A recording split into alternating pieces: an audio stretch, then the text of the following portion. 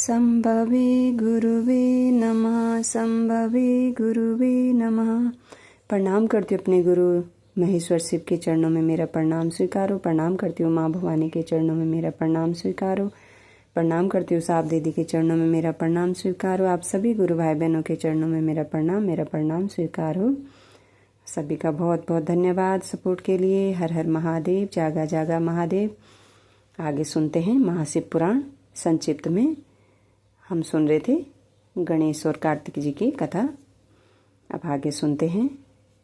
ब्रह्मा जी कहते हैं, मुने, तब जो बुद्धिमानों में श्रेष्ठ उत्तम बुद्धि संपन्न तथा महान ज्ञानी है, वे पार्वती नंदन गणेश इतना कहकर चुप हो गए। उधर वे दोनों पति पत्नी जगदीश्वर शिव पार्वती गणेश के वचन सुनकर परम विस्मित हुए। तदंतर वे यथार्थ भाषी एवं अद्भुत बुद्धि वाले अपने पुत्र गणेश की प्रशंसा करते हुए बोले। शिव ने कहा, बेटा, तू महान आत्मबल से संपन्न है, इसी से तुझ में निर्बल बुद्धि उत्पन्न हुई है। तूने जो बात कही है वह बिल्कुल सत्य है, अन्यथा नहीं। दुख का अवसर आने पर जिसकी बुद्धि विशिष्ट हो जाती है, उसका दुख उसी प्रकार विनष्ट हो जाता है। जैसे सूर्य के उदय होते ही अंधकार जिसके पास बुद्धि है वही बलवान है। बुद्धिहीन के पास बल कहाँ। पुत्र वेद शास्त्र और पुराणों में बालक के लिए धर्म पालन की जैसी बात कही गई है, वह सब तूने पूरी कर ली। तूने जो बात कही है वह दूसरा कौन कर सकता है। हमने तेरी वह बात मान ली, अब इसके विपरीत नहीं करेंगे। ब्रह्मा जी कहते हैं, नारद यूं कहकर उन दोनों ने बुद्धि सागर गणेश को संतावना दी और फिर वे उनके विवाह के संबंध में उत्तम विचार करने लगे। इसी समय जब प्रसन्न बुद्धि वाले प्रजापति विश्वरूप शिव जी के उद्योग का पता चला, तब उस पर विचार करके उन्हें परम सुख प्राप्त हुआ। उन प्रजापति विश्वरूप के दिव्य रूप संपन्न एवं सर्वांग शोभना दो सुंदरी कन्याएं थी, जिनका नाम सिद्धि और बुद्धि था। भगवान शंकर और गिरिजा ने उन दोनों के साथ हर्षपूर्वक गणेश का विवाह संस्कार संपन्न कराया। उस विवाह के अवसर पर संपूर्ण देवता प्रसन्न होकर पधारे। उस समय शिव और पार्वती का जैसा मनोरथ था, उसी के अनुसार विश्वकर्मा ने वह विवाह किया। उसे देखकर ऋषियों तथा देवताओं को परम हर्ष प्राप्त हुआ। मुने, गणेश को भी उन दोनों पत्नियों के मिलने से जो सुख प्राप्त हुआ उसका वर्णन नहीं किया जा सकता है। कुछ काल के पश्चात महात्मा गणेश के उन दोनों पत्नियों से 2 दिव्य पुत्र उत्पन्न हुए। उनमें गणेश पत्नी सिद्धि के गर्भ से क्षेम नामक पुत्र पैदा हुआ और बुद्धि के गर्भ से जिस परम सुंदर पुत्र ने जन्म लिया उसका नाम लाभ हुआ।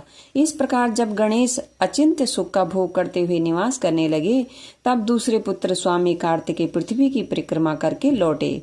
उस समय नारद जी ने आकर कुमार स्कंद को सब समाचार सुनाए। उन्हें सुनकर कुमार के मन में बड़ा क्षोभ हुआ और वे माता पिता शिव के द्वारा रोके जाने पर भी ना रुककर क्रौंच पर्वत की ओर चले गए।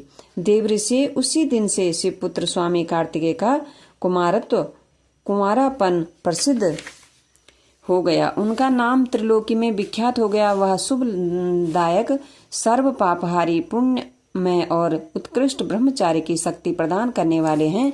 कार्तिक की पूर्णिमा को सभी देवता ऋषि तीर्थ और मुनीश्वर सदा कुमार का दर्शन करने के जो मनुष्य कार्तिक की पूर्णिमा के दिन कृतिक का नक्षत्र का योग होने पर स्वामी कार्तिक का दर्शन करता है, उसके संपूर्ण पाप नष्ट हो जाते हैं और उसे मनोवांछित फल की प्राप्ति होती है। इधर स्कंद का विक्षोभ हो जाने पर उमा को महान दुख हुआ। उन्होंने दीन भाव से अपने स्वामी शिव जी से कहा, प्रभु, आप मुझे साथ लेकर वहां चलिए। तब प्रिया को सुख देने के निमित्त स्वयं भगवान शंकर अपने एक अंश से उस पर्वत पर गए और सुखदायक मल्लिकार्जुन नामक ज्योतिर्लिंग के रूप में वहां प्रतिष्ठित हो गए। वे सत्पुरुषों की गति तथा अपने सभी भक्तों के मनोरथ पूर्ण करने वाले हैं। वे आज भी शिवा के सहित उस पर्वत पर विराजमान हैं।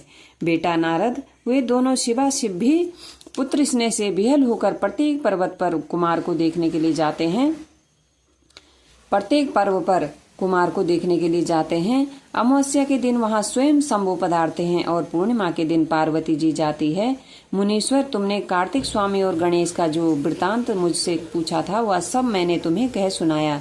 इससे सुनकर मनुष्य समस्त पापों से मुक्त हो जाता है और उसकी सभी शुभकामनाएं पूर्ण हो जाती है। जो मनुष्य इस चरित्र को पढ़ता अथवा पढ़ाता है वे एवं सुनाता और सुनता है, निसंदेह उसके सभी मनोरथ सफल हो जाते हैं। यह अनुपम आख्यान पाप नाशक, कीर्तिप्रद, सुखवर्धक, आयु बढ़ाने वाला, स्वर्ग की प्राप्ति कराने वाला, पुत्र पौत्र की वृद्धि कराने वाला, मोक्ष प्रद, शिव जी के उत्तम ज्ञान का प्रदाता, शिव पार्वती में प्रेम उत्पन्न करने वाला और शिव भक्ति वर्धक है। यह कल्याण कारक, शिव जी के अद्वैत ज्ञान का दाता और सदा शिवमय है। अतः मोक्ष कामी एवं निष्काम भक्तों को सदा इसका श्रवण करना चाहिए। जागा जागा महादेव। आज के लिए इतना ही, इससे आगे हम कल सुनेंगे। आप सभी का बहुत बहुत धन्यवाद।